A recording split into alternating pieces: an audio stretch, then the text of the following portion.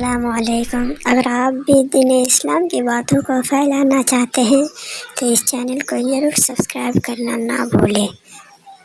फूल सजे हुए लड़का सोचने लगा जब बुर्का इतना खूबसूरत है तो बुर्के वाली कितनी खूबसूरत होगी, लगा उसका पीछा करते हैं। लक्ष्मण ने अपनी भाभी का चेहरा नहीं देखा। हर पढ़िए हदीस, आए अल्लाह के रसूल अराइतल हमवा या रसूल अल्लाह, आए अल्लाह के नबी देवर के बारे में आपका क्या ख्याल है? क्या मैं देवर से पर्दा करूं?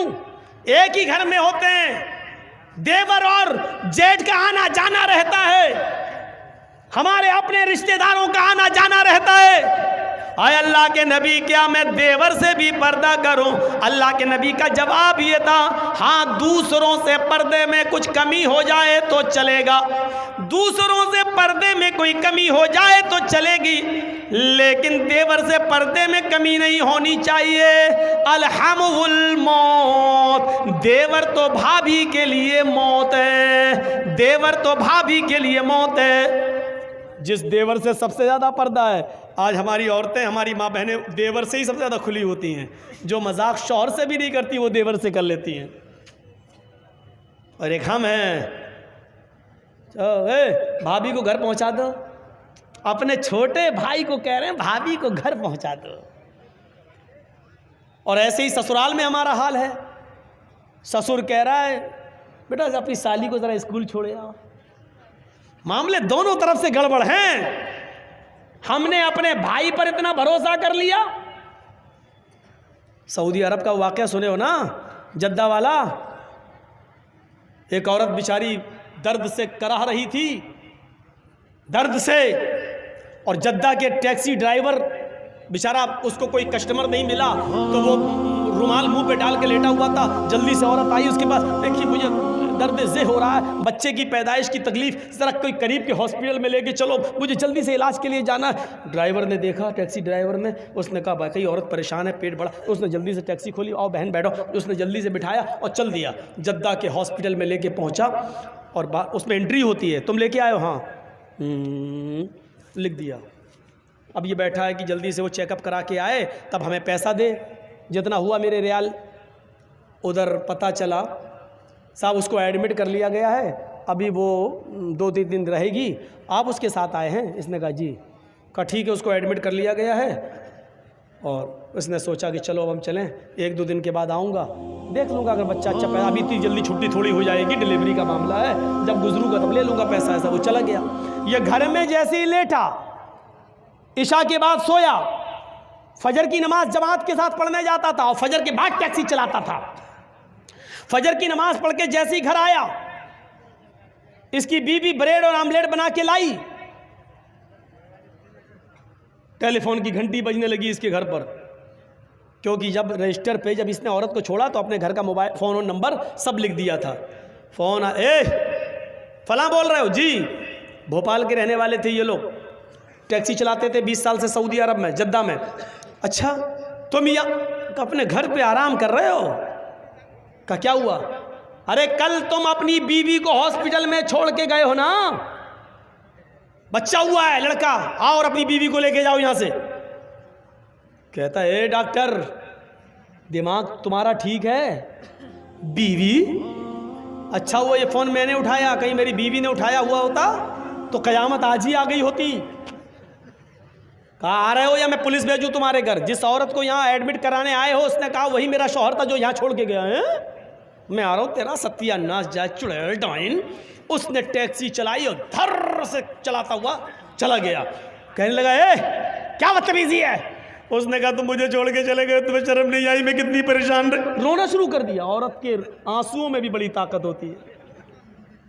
वो कहने लगा ये क्या बदतमीजी है? डॉक्टर साहब ये मेरी बीवी नहीं है।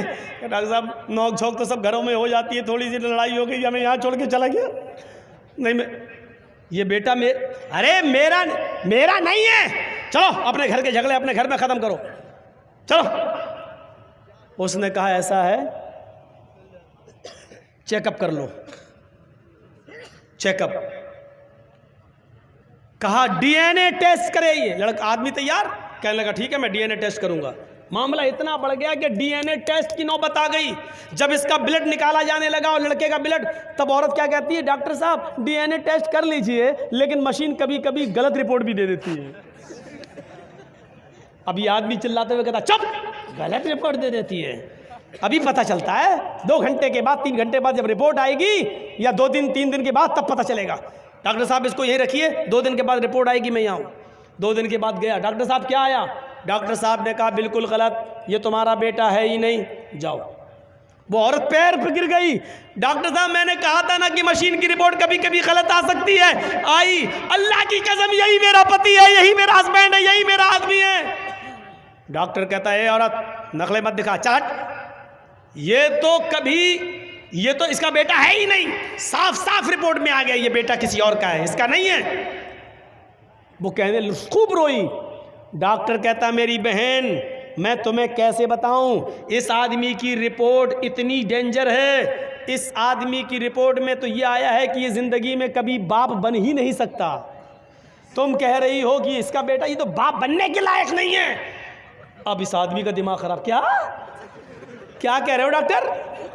कहा तुम बाप नहीं बन सकते हो। भाई सॉरी, रिपोर्ट में हे डॉक्टर मेरे 6 बच्चे हैं, तू कह रहा बाप नहीं बन सकते। डॉक्टर बड़ा परेशान। डॉक्टर कहता है ऐसा केस मेरी ज़िंदगी में पहली बार आया है। अब औरत कहती देखो मैंने कहा था ना कि रिपोर्ट कभी कभी गलत हो जाती है। यह आदमी बोला चुप, ये रिपोर्ट तो सही है कि ये बच्चा मेरा नहीं है, लेकिन ये रिपोर्ट गलत है कि मैं बाप नहीं बन सकता। दोबारा करो। डॉक्टर ने फाइल फेंकी, भाग, मेरा दिमाग खराब करके रख दिया तुम लोगों ने, जाओ यहाँ से, जाइए बेटा तुम्हारा नहीं है, जा पता लगा। अब वो फाइल उठाई और टैक्सी में रखा और चलने लगा। बाप नहीं बन सकता, बड़बड़ाता हुआ जा रहा है। फिर सोचता है जमील साहब अगर ये रिपोर्ट सही है तो पता लगाओ ये खेत कौन जोत रहा है, ये बच्चे हैं किसके। सीधे घर में घुसा, टैक्सी लेके आया, मारी दरवाजे पे लात। बीवी कहती इतने गुस्से में दरवाज़ा खोला, उठाई चप्पल अपने पैर की 15-20 पहले मार दी। तुम तो रोज इज्जत करते थे, आज क्या हो गया तुम्हें? कस्टमर नहीं मिले, पैसेंजर नहीं मिले तो उसका गुस्सा मेरे ऊपर क्यों उतार रहे हो? कस्टमर का गुस्सा नहीं उतार रहा हूं, पहले ये बता कि ये 6 बच्चे किसके हैं। औरत कहती है आपको क्या हो गया?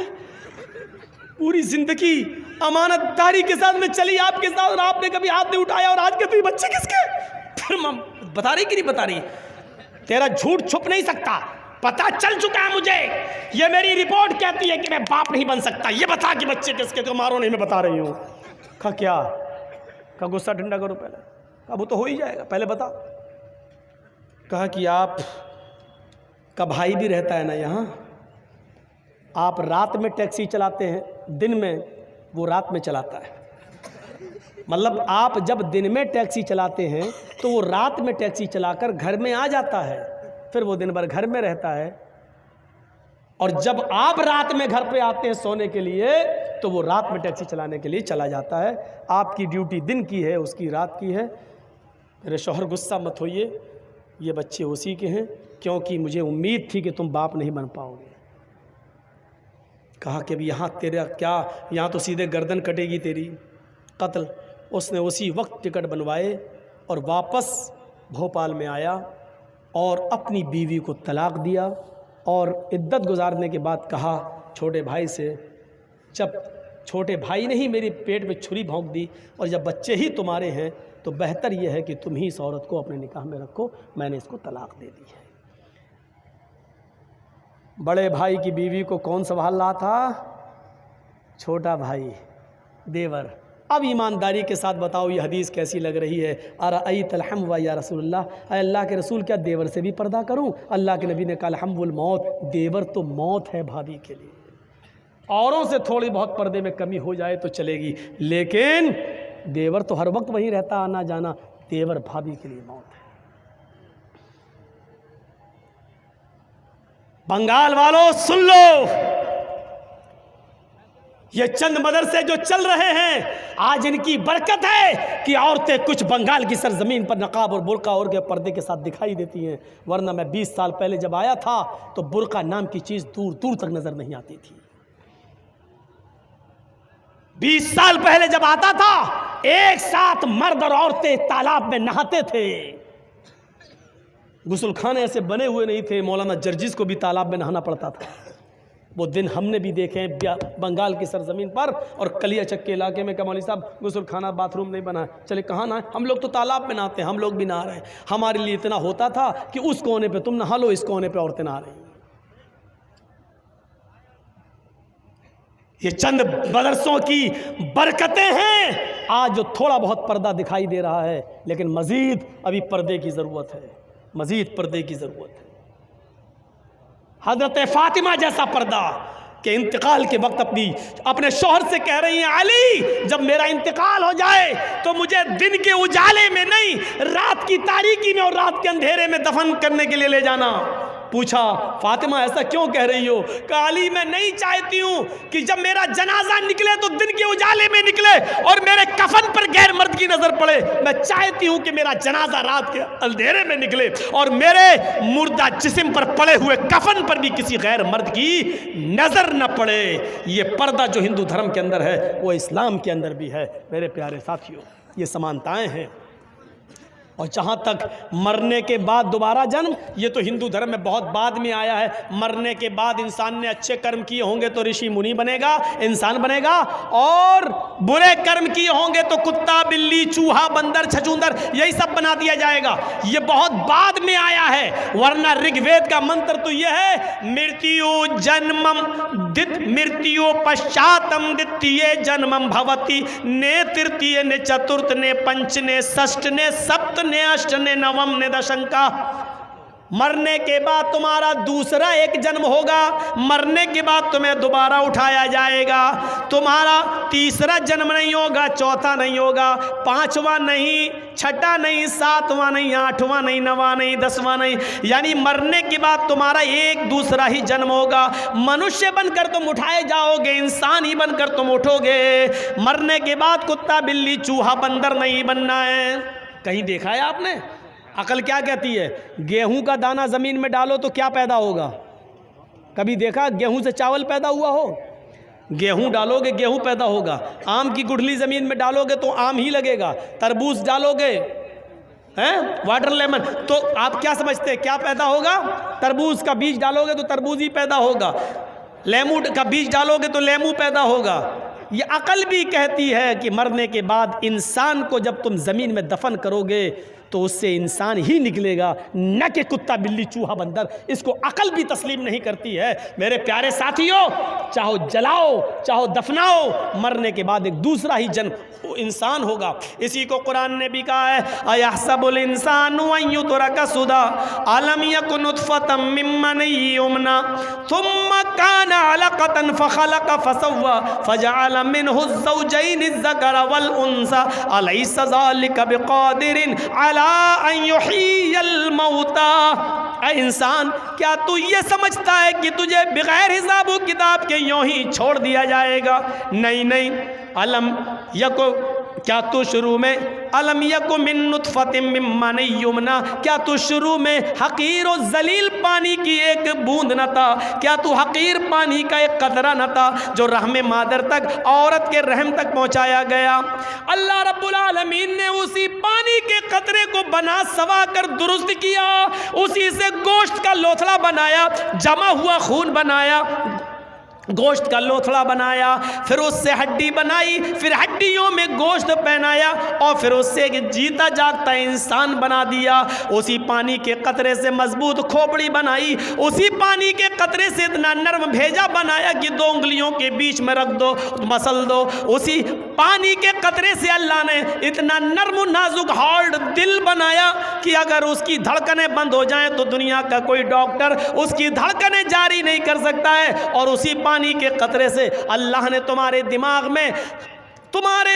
में हजारों तारों का कनेक्शन डालकर तुम्हें 2 चमकते हुए ट्यूबलाइट दिए, आंखें दी, जिससे तुम 9 करोड़ 30 लाख मील की ऊंचाई पर सूरज को देख लेते हो। जिस आंख की बीनाई से, रोशनी से तुम 2,40,000 मील की ऊंचाई पर चांद को देख लेते हो। करोड़ों अरबों खरबों मील की की ऊंचाई पर तुम सितारों को देख लेते हो, आसमान को देख लेते हो। अल्लाह ने उसी पानी के कतरे से ये सब कुछ बनाया। ओ मेरे बंदो, जब मैं ये सब कुछ तुम्हारी माँ के पेट में बना सकता हूँ और तुम्हें बनाकर बाहर ला सकता हूँ, फजअला मिनहु ज़ौजैनि ज़कर वल उन्सा, लड़का और लड़की भी बना सकता हूँ, मर्द औरत भी बना सकता हूँ, नर और मादा भी बना सकता हूँ। तो फिर तुम ही बताओ, क्या तुम्हारे मरने के बाद क्या वो अल्लाह इस बात पर कादिर नहीं है कि तुम्हें मरने के बाद दोबारा जीवित कर दे? क्या वो अल्लाह इस बात पर कादिर नहीं है कि इंसानों तुम्हें मरने के बाद वो दोबारा उठाए? अरे तुम्हारी हड्डियों को वो दोबारा जमा कर दे, क्या वो इस बात पर कादिर नहीं है? अयहसबुल इंसानु अल्लन नजमा इज़ामा बला कादिरीना अला अन नुसव्विया बनाना। इंसान ये समझता है कि हम उसकी हड्डियों को जमा नहीं कर पाएंगे, हम उसकी हड्डियों को एकत्रित नहीं कर पाएंगे, जमा नहीं कर सकेंगे। अरे हड्डियां तो छोड़, आए इंसान, बला कादिरीना अला नुसव्विया बनाना, हम तो तेरी उंगलियों के पोर तक को बनाने पे कादिर हैं। ये उंगलियों के पोर जानते हो कितना ताकतवर होता है? आपने रखा मशीन पर, फौरन बता दिया आपका नाम क्या है, फिंगरप्रिंट। आज आधार कार्ड बनता है ना तो फिंगरप्रिंट लिए जाते हैं, पासपोर्ट बनता है फिंगरप्रिंट। आप मौलाना जर्जीस के नाम से पासपोर्ट है आपका, आप जमील अहमद, अशफाक अहमद, मोहम्मद अजहरुद्दीन, इस नाम से आप नहीं भाग सकते हो। अगर आपने फर्जी पासपोर्ट बना लिया तो दुबई में पकड़े जाओगे, सऊदीया में पकड़े जाओगे, अमेरिका में पकड़े जाओगे। जैसे ही वहाँ फिंगरप्रिंट लिया गया, उंगली रखी फौरन, अरे इरशाद अहमद के नाम से, अच्छा जमील अहमद के नाम, नहीं ये तो मोहम्मद जर्जीस के नाम से, फौरन इंडिया गवर्नमेंट के हवाले कर दिया जाएगा। नहीं भाग सकते। जब तुम एक उंगली के निशान से इंडिया छोड़कर दुनिया के दूसरे मुल्क में नहीं जा सकते हो तो क्या अल्लाह रब्बुल आलमीन तुम्हें छोड़ देगा? भाग सकते हो। उसकी दी हुई अकल से फिंगरप्रिंट मशीन बना सकती है साइंटिस्ट लोग, तो क्या अल्लाह के पास ऐसा कोई आला नहीं है? उंगलियों के पोर कह रहा, हड्डियां तो छोड़ो, उंगलियों के पोर तक बनाने पर हम कादिर हैं। बल युरीदुल इंसानु लियफजुरा अमामा, इंसान तो ये चाहता है कि वो आगे भी बुराइयां करता रहे, गंदे काम, बुरे काम, गुनाहों के काम करता रहे। यसअलु अय्याना यौमुल क़यामा, वो पूछता फिरता क़यामत कब आएगी। मजाक में कहता है, ए मौलाना साहब क़यामत कब आएगी? शराबी जुआरी लोग मौलाना क़यामत में बोल रहे हैं, क़यामत कब आएगी? मजाक में। यसअलु अय्याना यौमुल क़यामा, वो सवाल करता मजाक में कि क़यामत कब आएगी। फ़इज़ा बरिक़ल बसरु व ख़सफ़ल क़मरु व जुमिया शम्सु वल क़मर, जब आँखें चुंधिया जाएंगी, व ख़सफ़ल क़मर, चाँद बेनूर हो जाएगा, व जुमिया शम्सु वल क़मर, और चाँद सूरज दोनों मिला दिए जाएंगे, जमा कर दिए जाएंगे। उस दिन इंसान इस हालत को देखेगा तो कहेगा, यक़ूलुल इंसानु यौमइज़िन अय्नल मफ़र, आज हम कहाँ भागे, आज भागने की जगह कहाँ है, आज मैं कहाँ छिपूँ, आज मैं अपना चेहरा कहाँ छिपाऊँ। कल्ला ला वज़र, नहीं, भागने की कोई जगह नहीं है। आज तू भागना भी चाहेगा तो भाग नहीं पाएगा। मेरे भाइयों, अल्लाह ने बता दिया, हिंदू धर्म के अंदर भी मरने के बाद तुम्हें एक दूसरा जन्म होगा। इस्लाम भी यही कहता है कि मरने के बाद एक दूसरा जन्म, एक तुम्हें कब्रों से ऐसे उठाया जाएगा इंसान की शक्ल में। भागने का कोई रास्ता नहीं है। कुत्ता, बिल्ली, चूहा, बंदर, ये तो अजीब सिस्टम समझ में नहीं आता है। और हिंदू धर्म में तो यहाँ तक लिखा है, ये जुर्म करोगे तो ये बनोगे, ये जुर्म करोगे तो ये बनोगे, ये करोगे तो ये बनोगे। 2-3 जुर्म हमें याद हैं। चोरी करोगे तो बिल्ली बनोगे, रिश्वत खाओगे तो कुत्ता बनाया जाएगा, किसी लड़की पर गलत नज़र डालोगे, शहावत की गलत, तो तुम्हें अगला जन्म लड़की का होगा। हैं? जुआ खेलोगे तो भैंस का जन्म, चोरी करोगे तो बिल्ली का जन्म, रिश्वत खाओगे तो कुत्ते का जन्म। किसी लड़की को अगर गलत नज़र से देखोगे तो अगला जन्म लड़की का। अकल में आती है ये बात? मनुस्मृति में लिखा है, अकल में आती है। अब इसका मतलब क्या, निकालो ज़रा। जुआ खेलोगे तो भैंस का जन्म होगा, इसका मतलब क्या हुआ? दुनिया में जितनी भैंसें तुम्हें दिखाई दे रही हैं, ये सब पहले मर्द थे। इन्होंने जुआ खेला होगा तब इनको भैंस का जन्म हुआ है। अब इसका मतलब ये हुआ कि अगर दुनिया में कोई आदमी जुआ ही ना खेले तो इसका मतलब ये हुआ कि भैंसें पैदा ही नहीं होंगी। और जब भैंसें पैदा नहीं होंगी तो दूध कहाँ से आएगा, घी कहाँ से आएगा, मक्खन कहाँ से आएगा, दही कहाँ से आएगा, कौन देगा? अब इसका एक और मतलब निकालो। कोई पंडित जी हमारे सामने हो तो बात करने में मज़ा भी आए। किसी दिन योगी जी बुला लें, हमें बड़ा मज़ा आ जाएगा डिबेट में। मैं उनसे पूछूंगा अगर भैंसें ही ना पैदा हों तो फिर क्या होगा, दूध घी मक्खन दही कहाँ से मिलेगा? देखिए क्या जवाब देते, कौन देगा ये? इसका मतलब ये है कि ये सारी नेमतें अगर खाना है तो जुआ खेलो, यही तो मतलब हुआ। चोरी करोगे तो बिल्ली का जन्म होगा। लो साहब, दुनिया में जितनी बिल्लियां हैं ये सब चोर थी, पहले चोरी की थी इसलिए इनको बिल्ली का जन्म हुआ। अच्छा ये बताओ, बिल्ली का जन्म होने के बाद भी क्या फ़ायदा हुआ? जब इंसान थे तो हमारा माल चुराते थे, जब बिल्ली बना दिया तो किसी की मुर्गी चुरा रहे हैं, किसी का दूध चुरा रहे हैं, खा जाते, मुर्गी कबूतर सब खा जा रही है वो चुरा चुरा के। तो चोरी तो अब भी उसकी बंद नहीं हुई है। किसी लड़की को देखोगे तो तुम्हारा अगला जन्म लड़की का होगा। दुनिया में जितनी भी औरतें देख रहे हो ना पंडाल में जो आई हैं जलसा सुनने, ये सब पहले मर्द थीं। इन्होंने किसी लड़की पर गलत नज़र डाली होगी तब इनको लड़की का जन्म हुआ है। बिलफर्ज मान लो थोड़ी देर के लिए, अगर दुनिया में कोई भी आदमी किसी लड़की पर गलत नज़र न डाले और सिर्फ अपनी माँ बहन बेटी की नज़र से देखे, तो इसका मतलब ये हुआ कि दुनिया में कोई भी आदमी अगर माँ बहन बेटी गलत नज़र न डाले तो लड़की पैदा ही नहीं होगी, लड़की का जन्म ही नहीं होगा। और जब लड़की का जन्म नहीं होगा तो इसका मतलब क्या, वो बच्चे कौन पैदा करेगा? ये नस्ल इंसानी कहाँ से चलेगी? 18 साल पहले मैंने कुछ और कहा था, आज नाम नहीं लूँगा। ये बहुत ख़तरनाक दौर है। यहाँ जो बोलता है वो अंदर जा रहा है। यहाँ डेमोक्रेसी है, यहाँ सेकुलरिज्म ख़त्म हो चुका है, यहाँ कुछ नहीं है, कुछ भी नहीं। अच्छा बोले, अभी तो बाद में साबित होगा कि तुम सही बोले कि गलत, पहले अंदर जाओ, घुसो पहले अंदर। मेरे भाइयों, अफसोस होता है मुझे इस बात पर, चोरी करोगे तो कुत्ते का जन्म होगा। लो साहब, दुनिया में जितने भी कुत्ते होते हैं देख रहे हो ना, ये सब पहले इंसान थे, इन्होंने चोरी की होगी तब इन्होंने रिश्वत खाई होगी तो कुत्ते का जन्म। अच्छा, कुत्ते भी दो किस्म के होते हैं, एक तो यहाँ घूमते हैं जो, और एक होते हैं जिनको खूबसूरत लड़कियाँ जिनको चूमती हैं टम्पी पंपी, और एक होते हैं जो बड़े बड़े नेता लोग जिनको मारुति गाड़ियों में लेके एसी एयर कंडीशन में चलते हैं। तो इसका मतलब यह कि रिश्वत का की कैटेगरी अलग होगी। जिन्होंने 100 200 500 1000 रुपए खाए होंगे रिश्वत, इनको ये वाला कुत्ता बना दिया जाता है। थोड़ी सी और बड़ी रिश्वत होगी 1 लाख 2 लाख की, उनको वो लड़कियां जिनको खाना ना खिलाती हैं अपने घर में, चंपी टम्पी पंपी। और जो मारुतियों में घूम रहे हैं ये जो कुत्ते हैं, ये बड़े स्टैंडर्ड कुत्ते हैं। ये ज़रूर पार्लियामेंट के कोई बड़े नेता रहे होंगे, इन्होंने बड़े घोटाले किए होंगे, और बड़े घोटाले करने के बाद, बड़ी रिश्वतें खाने के बाद इनको इंटरनेशनल मरने के बाद भी कुत्ता बनाया गया। तब भी मारुतियों में, एसी में इसकी आदत छूट नहीं रही है। ये तुम्हारी किताबों के आधार पर मैं बोल रहा हूँ। फिर भाइयों, ये समानता पाई जा रही है कि हिंदू धर्म के अंदर भी लिखा है कि मरने के बाद दोबारा जन्म होगा। हमारे यहाँ पर भी लिखा, मरने के बाद अल्लाह दूसरी ज़िंदगी हमें और आपको देगा। इसीलिए कहा गया पुनर्जन्म। पुनः मानी फिर, जन्म मानी पैदाइश, दोबारा पैदाइश। हमारे यहाँ क्या कहा गया?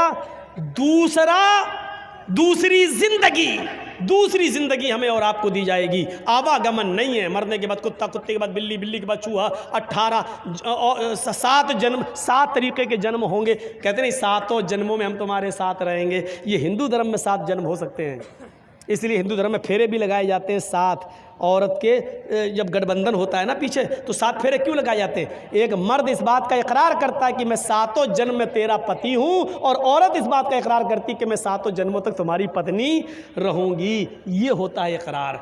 मेरे भाइयों, अब आप भी उठ के जा चुके हो, तादाद ख़त्म हो गई है, मैंने फिर भी 1:30 बजे तक खींच दिया है। अल्लाह ताला से मैं दुआ करता हूँ कि बार इलाह इस्लाम को तमाम लोगों को समझने की तौफ़ीक़ अता फ़रमा, हम तमाम मुसलमानों पर चलने की तौफ़ीक़ अता फ़रमा। मेरे भाइयों, मजहूल शख्स कोई बेनामी है, उन्होंने 20,000 रुपये दिए हैं। अल्लाह रब्बुल आलमीन से दुआ कीजिए, अल्लाह रब्बुल आलमीन उनके रिज़्क़ में बरकत दे, उनके कारोबार में बरकत दे। हबीबुर रहमान साहब ने 10,000 रुपये दिए, अल्लाह रब्बुल आलमीन उनको भी खैर बरकत से नवाजे। एक और शख्स हैं, मजहूल हैं, उन्होंने 10,000 रुपये दिए, अल्लाह रब्बुल आलमीन उनको भी खैर बरकत से नवाजे।